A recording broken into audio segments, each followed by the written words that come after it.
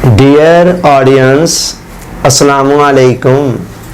मौलाना room रहमतुल्लाह अलैह ने मसनवी मौलाना रूम के अंदर अयाज और सुल्तान महमूद गजनवी के कुछ वाक़यात बयान किए हैं, जिनका मकसद एक तरफ तो अयाज की वफा के आदाब को ज़ाहिर करना है और दूसरी तरफ उसकी हिकमत और दनाई और विजडम से आगाह करना है। अयाज एक मामूली ग़ुलाम की हैसियत से महमूद गजनवी के पास आया और महमूद ने उसकी खूबियों को देखकर उसे अपना वज़ीर बना लिया।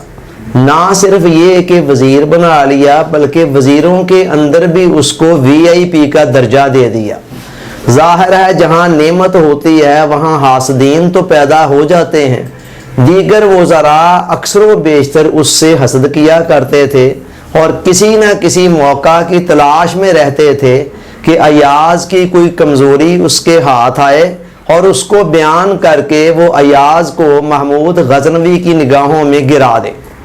एक दफ़ा उन्होंने देखा कि अयाज डेली बेसिस के ऊपर अपने कमरे में जाता है कुछ वक़्त के लिए और वहाँ दरवाज़ा बंद करके कुछ वक़्त गुजारता है और वहाँ से फिर बाहर आता है। उन्होंने सोचा हो ना हो अयाज ने कोई मालो दौलत चुरा कर या शाही ख़जाने में से कोई और कीमती चीज़ें चुरा कर वहाँ रखी हुई हैं। उन्होंने महमूद गजनवी से शिकायत लगा दी कि अयाज रोज़ाना कमरे में जाता है और उसको लॉक लगाकर रखता है और वहाँ कुछ वक़्त गुजारता है। हमारा ये ख्याल है कि उसने यहाँ से कोई कीमती चीज़ें चुरा कर वहाँ रखी हुई हैं। महमूद गजनवी जानता था कि अयाज ऐसा नहीं है, लेकिन उसने मुखालफीन के मुंह बंद करने के लिए उसने कहा ठीक है, उनके कमरे में जाओ और जाकर तलाशी लेकर जो कुछ वहाँ से मिलता है वो ले आओ। वो चले गए। उन्होंने कमरे का कोना कोना छान मारा, मगर वहाँ से कोई भी कीमती चीज़ ना मिल सकी सिवाय चंद पुराने कपड़ों के, लिबास के और जूतों के। इसके अलावा कोई ख़ास चीज़ ना मिल सकी। जब ये मामला हुआ तो फिर महमूद गजनवी ने अयाज को बुलाया और सबके सामने उसको पूछा कि अयाज, तुम रोज़ाना अपने कमरे में क्या लेने जाते हो?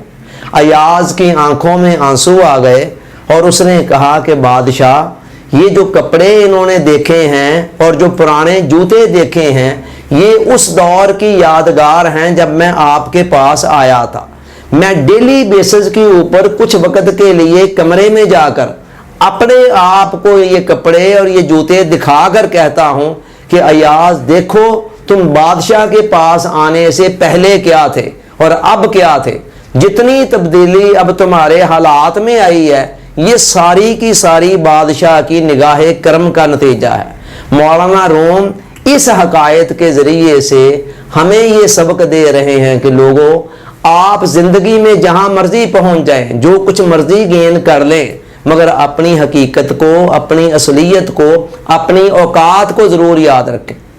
इंसान के अंदर फितरी तौर पर ये एक कमज़ोरी है कि जब उसके पास मालो दौलत आता है, कोई जाहो मनसब आता है, कोई ओहदा आता है, सोशल स्टेटस आता है, तो वो आम तौर पर अपनी हकीकत को, अपनी असलियत को भूल जाता है, आपे से बाहर हो जाता है, अपने ऊपर गुमांड और गरूर करने लगता है और अपने आप को दूसरों से कोई बिल्कुल मुनफरद और आला दर्जे की मखलूक समझना शुरू कर देता है। यहाँ से उस बंदे के ज़वाल का आगाज़ होता है। इंसान अगर गौर करे तो उसकी इब्तदा क्या है, कितना पैदा होते वक्त इंसान कितना कमज़ोर और ज़ईफ़ होता है, और अपनी इंतहा को देखे कि जब आखिरी वक्त में बुढ़ापे में वो होता है तो उस वक्त भी कितनी कमज़ोरी और बेबसी होती है, और उसी बेबसी के आलम में इंसान कब्र में उतर जाता है। दरमियान में जो उरूज आता है ये आम तौर पर इंसान को फितने में मुब्तला कर देता है और वो गुमांड और गरूर की तरफ चला जाता है।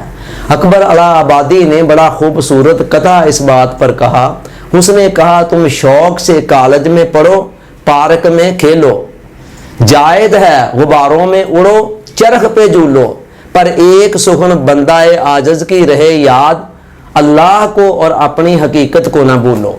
लिहाजा आप ज़िंदगी में जहाँ मर्जी जाएं, जो कुछ मर्जी गेन करें, जो कुछ मर्जी बन जाए, لیکن ان دو باتوں کو یاد رکھیں، ایک اپنی حقیقت کو اور دوسرے اپنے خدا کی مہربانیوں کو۔ اللہ تعالیٰ سوچنے، سمجھنے، یاد رکھنے، عمل کی توفیق عطا فرمائے، آمین۔ آپ کا بہت بہت شکریہ۔ السلام علیکم۔